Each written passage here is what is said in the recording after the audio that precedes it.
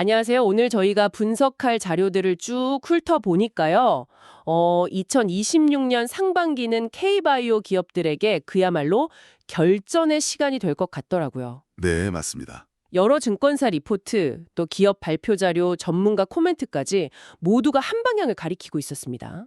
그래서 오늘 저희의 목표는 명확합니다.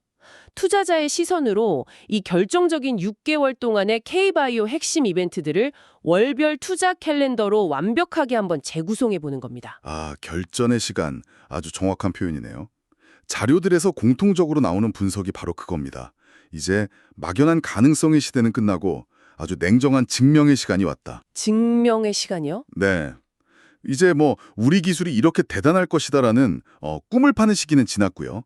우리 기술이 이만큼의 결과를 냈다는 구체적인 데이터, 그러니까 성적표를 내밀어야 하는 때가 온 거죠. 바로 그 성적표가 언제, 어떤 과목으로 나오는지 정리하는 게 오늘 저희의 임무겠네요. 맞습니다. 단순히 어떤 회사가 좋다는 걸 넘어서 기업의 가치가 완전히 뒤바뀔 수 있는 그 변곡점이 언제 찾아올지 그 흐름을 미리 읽어보는 거죠. 그럼 1월의 가장 큰 행사, JP모건 헬스케어 컨퍼런스부터 바로 시작해보죠. 네. 자료를 보니 이건 단순한 학회가 아니라 수조 원짜리 딜이 오가는 비즈니스 전쟁터라는 표현이 딱 맞던데요. 전쟁터이기도 하지만 동시에 거대한 탐색전이 벌어지는 곳이기도 하죠. 빅파마들은 최고의 기술을 사냥하러 오고요. 바이오텍들은 자신의 가치를 최고로 인정해줄 파트너를 찾으러 오는 아주 복잡한 심리전이 펼쳐지는 무대입니다. 여기에 초청받았다는 것 자체가 우리도 선수로 뛴다는 일종의 선언인 셈이죠. 그 전쟁터의 선봉에 서는 기업 중 하나가 바로 D&D 파마텍이군요. MSAH, 그러니까 대사기능장애 관련 지방간염 치료제 DD01의 임상 이상 중간 결과를 발표한다군요. 네, 그렇습니다. 이건 사실상 전 세계 빅파마들을 다 모아놓고 우리 물건 좀 보세요 하는 대규모 쇼케이스나 마찬가지겠네요? 맞습니다. 그리고 그 쇼케이스에서 보여줄 물건이 꽤나 매력적입니다. 이미 공개된 12주차 데이터에서 간 지방량이 62.3%나 감소했는데 이건 경쟁 약물들이 1년 가까이. 잠깐만요. 62.3%요? 솔직히 이 숫자가 얼마나 대단한 건지 감이 잘 안 오거든요. 그렇죠. 보통 경쟁 약물들은 어느 정도 수준인가요? 이게 정말 홈런급 데이터가 맞습니까? 네, 홈런급 데이터가 맞습니다. 다른 약물들이 1년 정도 투여해서 50%대 감소를 보일 때가 많거든요. 1년 투여해서요? 네. 그런데 이걸 단 3개월 만에 60% 이상 줄였다는 건 마치 마라톤에서 누군가 10km 지점을 100m 달리기 속도로 통과해버린 것과 같습니다. 와... 빅파마 입장에서는 저 선수 뭐지? 하고 눈이 갈 수밖에 없는 그런 데이터죠. 그렇게 비교하니까 확 와닿네요. 또 다른 주목할 만한 선수는 ABL 바이오입니다. 뇌혈관 장벽, 즉 BBB를 뚫는 플랫폼 기술, 그랩바디 B로 이미 일라일리와 빅디를 터뜨렸는데 JPMHC에서 추가적인 기술 이전 논의가 있을 수 있다고요? 네, 이미 다른 글로벌 제약사들의 미팅 요청이 쇄도하고 있다고 하죠.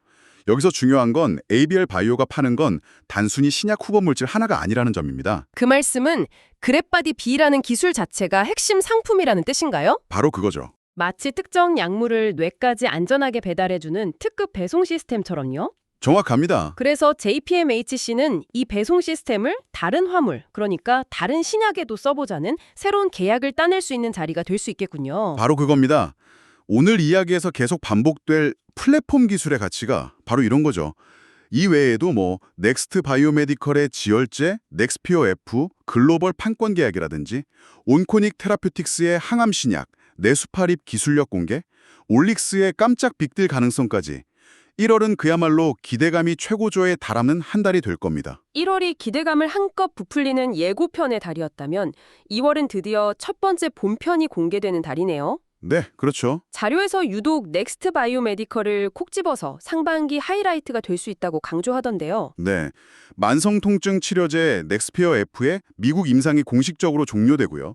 핵심 결과를 요약한 탑라인 데이터가 발표될 예정이기 때문입니다. 탑라인 데이터라는 말이 나왔는데 이게 일반 투자자 입장에서는 좀 낯설거든요. 네, 그럴 수 있죠. 쉽게 말해 전체 결과 발표 전에 나오는 속보나 중간 집계 같은 건가요? 아주 좋은 비유입니다. 전체 논문을 발표하기 전에 가장 핵심적인 성공 여부 데이터, 예를 들어서 약효가 통계적으로 의미 있게 나타났다 같은 결론만 먼저 공개하는 겁니다. 아하. 영화로 치면 평론가들한테 가장 자신 있는 하이라이트 장면만 먼저 보여주는 것과 같죠. 알겠습니다. 그럼 이 탑라인 데이터가 긍정적으로 나올 경우 그 파급력은 어느 정도일까요? 자료에서는 이걸 리레이팅을 만드는 강력한 한방이라고 표현합니다. 아, 리레이팅. 그러니까 지금까지 이 회사를 고등학생 유망주로 보고 값을 매겼다면 이 데이터 하나로 메이저리그 선수로 보고 몸값을 완전히 다시 매기는 것과 같은 개념이겠군요. 네, 맞습니다. 가능성이 현실로 바뀌는 첫 번째 순간이라는 의미죠. 그래서 2월에 이 발표가 매우 중요한 거군요. 정확합니다. 2월에 넥스트 바이오메디컬처럼 한 방을 기다리는 기업이 1분기 전체로 보면 더 있더군요. 네, 있죠. 특정 월이 정해지진 않았지만 1분기 안에 그야말로 회사의 운명을 좌우할 이벤트들이 집중된 곳이 바로 팩트론입니다. 자료에서는 2개의 기둥의 운명이 결정된다고 하던데요. 네, 첫 번째 기둥은 아주 아슬아슬합니다. 파킨슨병 치료제 PT320의 48주 임상 이상 최종 데이터가 공개되는데 과거의 임상 실패의 아픈 기억이 있거든요. 아, 이번에 그 그림자를 완전히 걷어내느냐 아니면 다시 주저앉느냐에 따라 주가가 천국과 지옥을 오갈 수 있습니다. 자료에서 이분법적 절벽 사건이라고 표현한 이유죠. 정말 외줄타기 같은 기둥이네요. 그럼 두 번째 기둥은 뭔가요? 일종의 안전망 역할을 한다고 들었습니다. 네, 바로 비만 치료제 시장의 거인 일라이 릴리와의 파트너십 본계약 여부입니다. 아, 일라일릴리. 펩트론이 가진 약효를 한 달간 지속시키는 스마트 대포라는 기술에 대한 계약이죠. 여기서도 중요한 건 펩트론의 플랫폼 기술 그 자체의 가치입니다. 아하, 그러니까 PT320이라는 첫 번째 기둥이 좀 흔들리더라도 일라일릴리라는 훨씬 튼튼한 동아줄이 내려올 수도 있다는 거군요. 바로 그겁니다. PT320의 성패와는 별개로 스마트 대포 기술 자체를 인정받는 거니까요. 맞습니다. 첫 번째 기둥이 흔들려도 회사가 무너지지 않게 받쳐주는 역할을 하는 거죠. 이 외에도 1분기에는 LNK 바이오가 글로벌 빅파마와 척추 임플란트 총판 계약을 맺을 가능성이 높고요. ABL 바이오 역시 담도암 치료제 ABL001과 위암 치료제 ABL111의 중요한 데이터를 연달아 공개하면서 시장의 이목을 집중시킬 겁니다. 1분기까지는 개별 기업들의 임상 결과나 계약 소식이 줄을 잃었다면 이제 4월부터는 분위기가 좀 바뀌는 것 같습니다. 네, 그렇죠. 전 세계 항암 전문가들이 한자리에 모여서 서로의 성적표를 비교하고 순위를 매기는 그야말로 항암제 월드컵 시즌이 시작되는군요. 네, 4월 미국 암연구학회 AACR과 6월 미국 임상종양학회 ASCO가 바로 그 무대입니다. 여기서 온코닉 테라퓨틱스의 핵심 파이프라인, 항암 신약 네수파립의 임상 1상 결과가 발표될 예정입니다. 월드컵이라는 비유가 정말 와닿는데 그만큼 이 두 학회에서 발표되는 데이터 하나하나가 기업 가치에 미치는 영향이 막대하다는 뜻이겠죠? 상상 이상입니다. 전 세계 모든 빅파마의 사업 개발팀과 투자자들이 정말 눈에 불을 켜고 지켜보는 곳입니다. 와... 여기서 발표된 인상적인 데이터 하나가 하룻밤 사이에 무명의 바이오텍을 스타로 만들고 수조 원짜리 기술 이전 계약의 신호탄이 되기도 합니다. 정말 월드컵에서 터진 결승골 같은 파급력을 가질 수 있겠네요. 바로 그렇습니다. 그 월드컵의 열기가 채식기도 전인 5월에서 6월 사이 상반기 막바지에는 앞서 언급됐던 이분법적 절벽 사건의 또 다른 정점이 기다리고 있군요. 그렇습니다. 바로 D&D 파마텍의 마슈 치료제 DD01의 48주 최종 결과, 특히 조직생곰, 즉 바이옵시 결과가 발표됩니다. 조직검사 데이터. 1월에 발표하는 중간 데이터와는 차원이 다른 건가요? 네, 완전히 다릅니다. 이게 왜 그렇게 결정적인 건가요?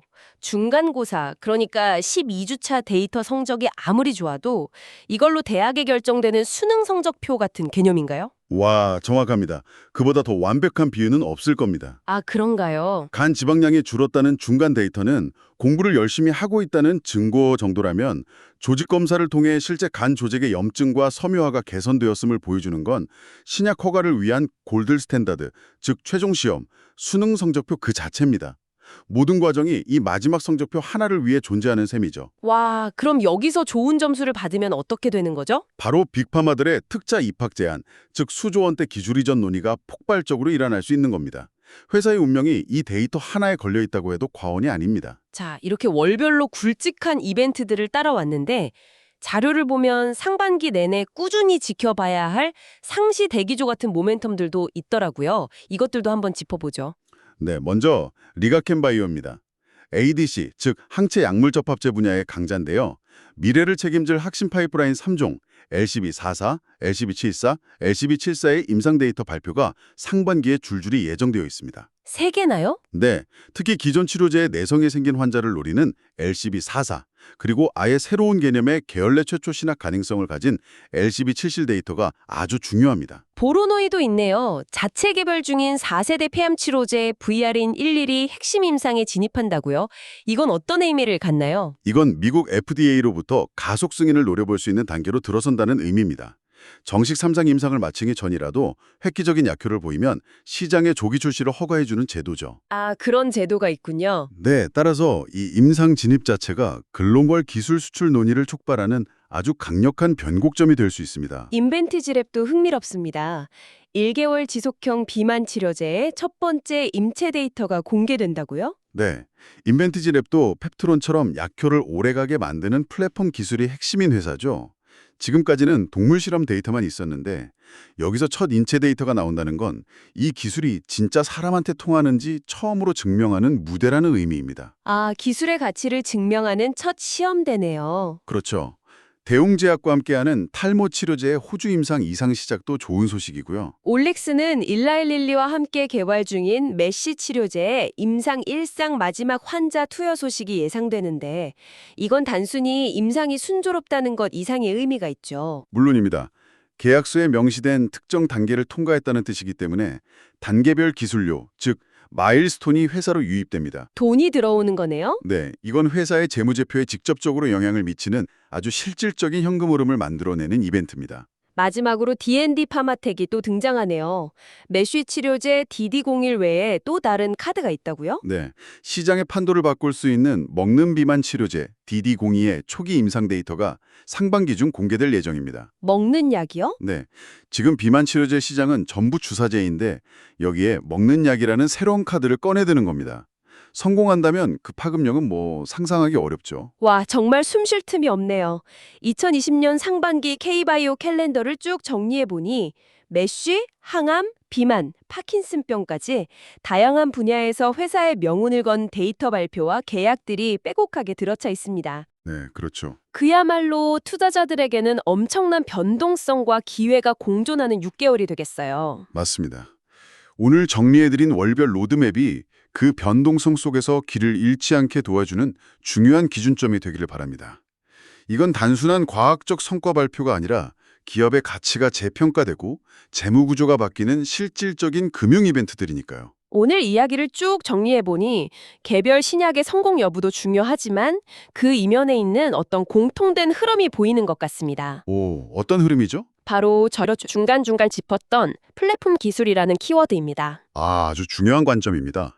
오늘 언급된 많은 기업들의 핵심 가치가 바로 거기에 있죠. 그렇죠. 그래서 마지막으로 이런 질문을 던져보며 마무리하고 싶습니다.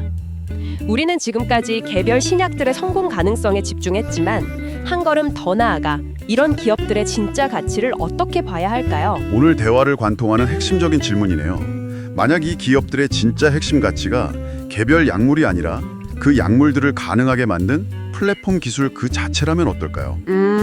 약물을 뇌로 효과적으로 전달하는 ABL 바이오의 기술, 주사제를 먹는 약으로 바꾸는 D&D 파마텍의 기술처럼 말이죠. 이런 기술들이 특정 질병 하나를 넘어서 다양한 신약에 적용되는 일종의 표준 부품이나 운영체제가 된다면 이 기업들의 장기적인 가치는 과연 어디까지 확장될 수 있을까요? 2026 상반기는 바로 이 거대한 질문에 대한 첫 번째 답을 확인하는 해가 될지도 모릅니다.